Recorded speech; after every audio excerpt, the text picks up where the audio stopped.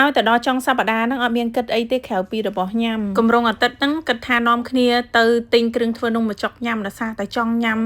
នំបញ្ចុកសឡប្រហាខែភ្ជុំភ្ជរនោះអត់មានឃ្លានសមជ្រុងសមអីទេគឺឃ្លានសម្លនំបញ្ចុកសម្លខ្មែរយើងហ្នឹងពេលថ្ងៃសុកពេលល្ងាចឡើងពួកខ្ញុំអត់បានថែមម៉ោងទេភាគច្រើនតកែឲ្យឡើងត្រឹមម៉ោង5តែមានណាថ្ងៃហ្នឹងគឺតកែគាត់ឲ្យថែមម៉ោង1ម៉ោងចឹងម៉ោង6ឥឡូវចាប់ផ្ដើមអាកាសធាតុឆាប់ល្ងឹតម៉ោង6គឺចាប់ផ្ដើមល្ងឹតការងារនៅឆ្ងាយផងត្រូវជិះឡានត្រឡប់មកវិញពេលមកដល់ហ្នឹងរៀបចំខ្លួនមកម៉ាតនៅក្បែរផ្ទះអត់បានជិះឡានទៅឆ្ងាយទេដោយសារយើងទិញនៅក្បែរផ្ទះទៅវាចិត្តទិញគ្រឿងនំបញ្ចុកហើយក៏ជិះត្រឡប់មកផ្ទះវិញហ្នឹងគឺមកដល់ take pay ភីសាដែលកំងហ្នឹងគឺមកដល់ហ្មងនេះមកកេះរាល់ដងឲ្យតែញ៉ាំភីសាគឺទៅកន្លែងគេលក់ហើយនៅផ្សាររៀងឆ្ងាយជាងនឹងដែរតែបើនៅក្បែរផ្ទះតទៅរកកន្លែងហាងណាដែលធ្លាប់ចូលដឹងរសជាតិទៅពួកខ្ញុំហ្នឹងឲ្យតែកន្លែងហាងណារសជាតិឆ្ងាញ់មិនចូល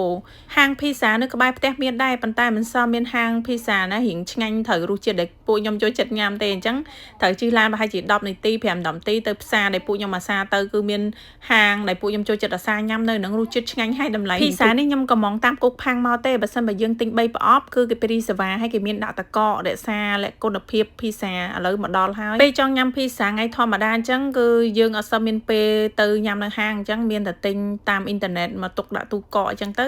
ពេលយើងចង់ញ៉ាំយើងទាញយកមកញ៉ាំក្តៅជាមួយនឹងម៉ាស៊ីនអញ្ចឹងបាទនិយាយពីរសជាតិភីសាវិញគឺអត់ចូលចិត្តលក្ខណៈភីសាដាក់មានសាច់មានអីច្រើនភាគច្រើនពួកខ្ញុំបើទៅញ៉ាំនៅហាងវិញកំងតែភីសាមានតឡូងទេបើភីសាដែលខ្ញុំកំងតាមគុកផាំងនេះគឺរសជាតិពោតប៉ុន្តែរសជាតិហ្នឹងគឺពួកខ្ញុំអាសាកំងញ៉ាំដោយសារវារៀងរសជាតិឆ្ងាញ់អញ្ចឹង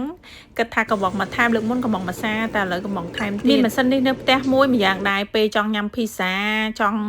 លក្ខណៈអាំងត្រីអាំងសាច់គោអាំងអីគឺប្រើបានគ្រប់មុខហ្មងទិញម៉ាស៊ីននេះមួយគឺចំណេញខ្លាំងមែនតើជាពិសេសហ្នឹងគឺយើងអត់ត្រូវការប្រើខ្លាញ់ទេអញ្ចឹងយើងមានម៉ាស៊ីននេះមួយខ្ញុំទិញតាមគុកផាំងដែរម៉ាស៊ីនហ្នឹងប៉ុន្តែខ្ញុំអត់យកទំហំរៀងធំទេខ្ញុំទូចដោយសារខ្ញុំតឯងសម្ភារៈប្រើប្រាស់បើយើងចង់ប្រើគឺយើងទិញខ្លួនឯងគឺតកែគេអត់មានឲ្យយើងទេទៅផ្សារហ្នឹងចូលហាងកាហ្វេទិញទឹកភេទជ្ជៈមកកែវមកហើយគិតថាមកដល់ផ្ទះភីសាមកដល់ព្រោះពេលមុនទៅផ្សារហ្នឹងឃើញរសជាតិភីសាញ៉ាំនៅហាងនិងរសជាតិភីសាដែលយើងកំងតាមគុកផាំងនេះលក្ខណៈសាច់ម្សៅវាអត់ដូចគ្នាទេភីសាយើងទៅញ៉ាំនៅហាងម្សៅគេធ្វើភ្លាមគេដិតឲ្យយើងភ្លាមតែអានេះគឺអត់ទេគឺរក្សាយូរអញ្ចឹងសាច់ម្សៅវាក៏មិនសូវឆ្ងាញ់បើចង់ឆ្ងាញ់យើងដិតភ្លាមយើងញ៉ាំភ្លាមតន់ក្តៅបើនិយាយពីឈីសវិញទាញមកអន្តាយ